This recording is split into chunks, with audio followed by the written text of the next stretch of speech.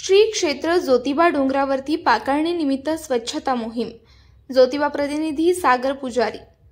आज सोमवार दिनांक 6 मे 2024 रोजी ज्योतिबा मंदिर दुपारी 3 पर्यंत दर्शनासाठी बंद राहील असे आवाहन ज्योतिबा देवस्थान समितीने केले होते। कारण चैत्र पौर्णिमापासून ते अमावस्यापर्यंत यात्रेचा काळ राहतो। अमावस्याच्या आतील जो सोमवार येतो तो पाकारणीचा दिवस ठरवला जातो। पाकारणी म्हणजे संपूर्ण मंदिर व मंदिराचा आवारा आणि गाभारा स्वच्छ धुवून काढणे।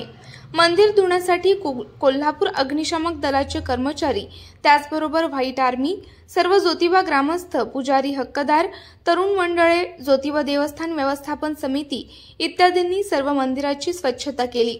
मंगळवारी दिनांक 7 मे 2024 रोजी ज्योतिबा मंदिरात महाप्रसाद होऊन चैत्र यात्रेची सांगता होते।